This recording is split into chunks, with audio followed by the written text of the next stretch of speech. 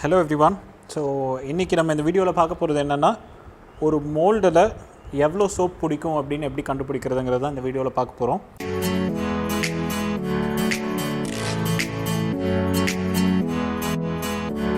So அது வந்து ரொம்ப சிம்பிளான மெத்தட், வீடியோவும் ஷார்ட்டாக தான் இருக்கும். அதுக்கு என்னென்னு பார்த்தீங்கன்னா ஒரு மோல்டோட ஃபஸ்ட்டு சைஸ் எடுத்துக்கிறீங்க.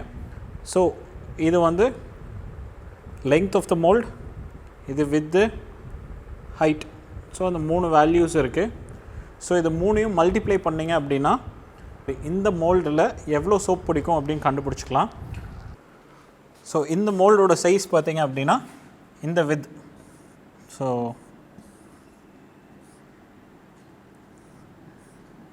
கரெக்டாக இருக்கா? கரெக்டாக இருக்கு. ஸோ இதுதான் மோல்டோட ட்ராயிங் போட்டிருக்கேன். ஸோ இதனோட சைஸ் வந்து 30 சென்டிமீட்டர்ஸ் வரும். இது வந்து 8 சென்டிமீட்டர்ஸ். இந்த அளவு பார்த்திங்கன்னா 5 சென்டிமீட்டர்ஸ் வரும். ஸோ ஒரு மோல்டில் ஸோ இந்த ஏரியா ஸோ 30 சென்டிமீட்டர்ஸ். இது வந்து 8 சென்டிமீட்டர்ஸ். இந்த ஹைட்டு வந்து 5 சென்டிமீட்டர். தெரியுதா? ஸோ இது நான் எதனால் சென்டிமீட்டரில் எடுக்கிறேன் அப்படின்னு பார்த்தீங்கன்னா ஒரு cubic centimetre is equal to 1 gram of soap. Okay. So இப்போ இந்த மோல்டுக்கு நான் கண்டுபிடிக்கணும் அப்படின்னா இட்ஸ் வெரி ஈஸி. இது வந்து லெங்க்த்து, பிரெத்து, ஹைட் அப்படின்னு வச்சிட்டோம்னா LBH. ஸோ 3 வேல்யூஸ் 30 × 8 × 5 போட்டிங்க அப்படின்னா 1200 வரும். வருதான்னு செக் பண்ணிக்கோ. ஸோ 1200. ஸோ எண்டில் நம்மளோட சோப் வந்து it's going to be 1200 grams.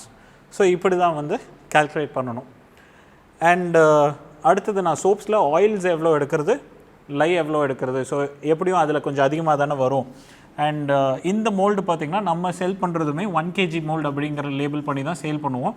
So அது எதுக்கு அப்படின்னு பார்த்திங்கன்னா 1 kg ஆஃப் ஆயில்ஸ் யூஸ் பண்ணிங்க அப்படின்னா இட் வில் கிவ் யூ இந்த மோல்டுக்கு கரெக்டாக இருக்கும் அப்படின்னு சொல்லி சேல் பண்ணுவோம். ஸோ இதில் என்ன வரும்னா 12 × 100 கிராம் சோப்ஸ் வரும். ஓகே. அப்போ நம்ம 1 kg ஆயில்ஸ் எடுக்கிறோம் அப்படின்னா ஜென்ரல் தம் ரூல் என்ன அப்படின்னா 20% வந்து எக்ஸஸாக கிடைக்கும். ஸோ இந்த எக்ஸஸ் எதெல்லாம் வரும் அப்படின்னா லை, அப்புறம் நீங்கள் ஆட் பண்ணுற பர்ஃப்யூம். ஸோ லைனா இது வந்து சோடியம்,